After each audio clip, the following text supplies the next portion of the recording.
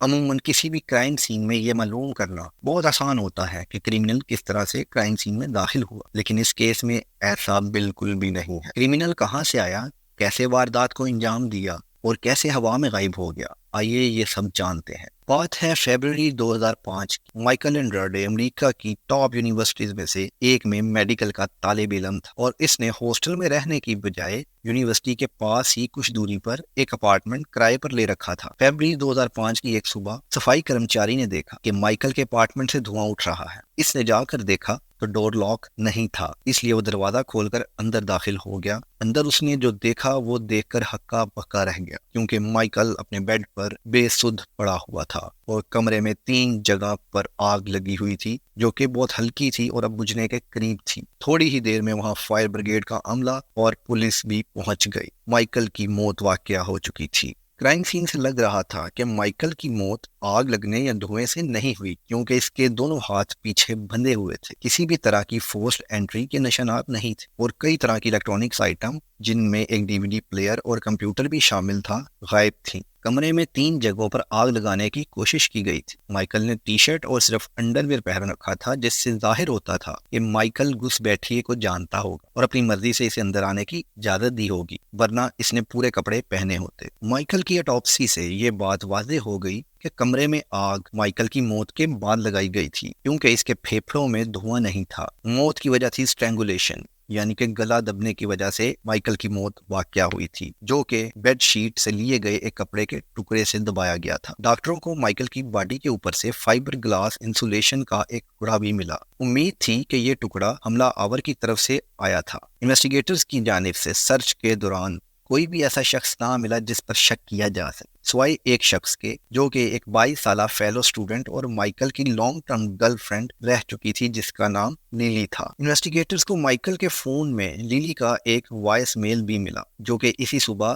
8:30 کا تھا، لیکن لیلی اس صبح اپنی پارٹ ٹائم جاب پر تھی، اس لیے اسے مشکوک افراد کی لسٹ سے نکال دیا گیا۔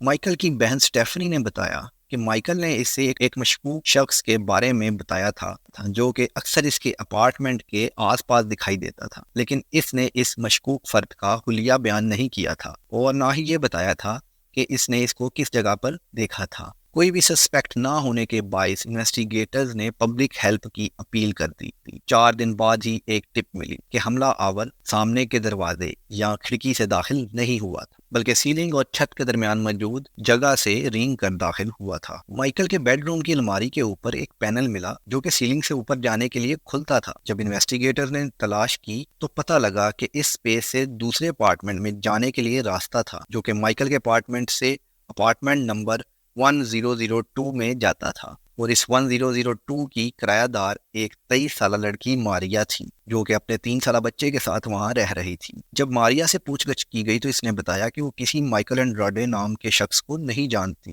مشکوک ہونے کے باعث انویسٹیگیٹر نے ماریا کا ویکیوم کلینر اور اپارٹمنٹ میں موجود تمام کپڑے اپنی تحویل میں لے لیے۔ انویسٹیگیٹرز کو 2 میز جینز ملی، اور اس میں سے ایک جینز پر چھوٹے چھوٹے گلاس فائبر کے ٹکڑے ملے، اور یہ وہی قسم کا فائبر تھا جو کہ مائیکل کی باڈی پر ملا تھا۔ اور اس کے علاوہ ایک ویڈیو کیمرہ اور مائیکل کے فورڈ ٹرک کی چابی بھی ملی۔ کیمرے میں مائیکل کی فیملی فوٹوز ملی، جس سے ثابت ہوا کہ یہ کیمرہ مائیکل کا ہی ہے۔ ذرا سختی سے پوچھ گچھ کی گئی تو ماریا نے جو سٹوری پہلے سنائی تھی، اس نے اس کو بدل دیا۔ اس نے بتایا کہ اس کا ایک روم میٹ تھا جو کہ 25 سالہ جو لونر تھا۔ ماریا نے بتایا کہ اسے جو کے پاسٹ کے کرائمز کے بارے میں کچھ بھی معلوم نہیں تھا، جبکہ جو پہلے بھی 5 سال جیل میں گزار چکا تھا اور اب بھی پولیس کو گھر میں نقب زنی کی وارداتوں میں مطلوب تھا۔ مائیکل کی موت کے صرف 5 دن بعد ہی جو لونر کو گرفتار کر لیا گیا۔ انویسٹیگیٹرز کا یقین تھا کہ جو زیادہ وقت اپنے اپارٹمنٹ میں ہی گزارتا تھا، اور ایک دن اس نے پایا کہ اوپر سیلنگ میں ایک پینل کھلتا ہے جس میں داخل ہو کر دوسرے اپارٹمنٹس میں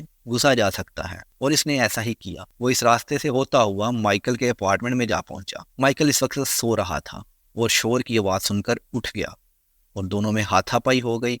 جو نے اسی دوران بیڈ شیٹ کا ایک ٹکڑا پھاڑا اور اس کو رسی کی طرح بنا کر اس کے گلے میں پھندا ڈال کر اس کا گلا گھونٹ دیا، اور وہاں پر آگ لگا کر دوبارہ اسی سیلنگ کے راستے سے اپنے اپارٹمنٹ میں چلا گیا۔ کچھ دیر انتظار کرنے کے بعد جو نے پایا کہ فائر الارم نہیں بجا، تو اس نے سوچا کہ شاید آگ بجھ گئی ہوگی، تو وہ دوبارہ مائیکل کے اپارٹمنٹ میں اسی سیلنگ کے راستے سے گیا اور مائیکل کی الیکٹرانک اشیاء اٹھائیں اور 2 مزید جگہ پر آگ لگا کر واپس اپنے اپارٹمنٹ میں آ گیا اور کمرے کو ویکیوم کر کے اپنی جینز اتار کر دھونے والے کپڑوں میں رکھ دی.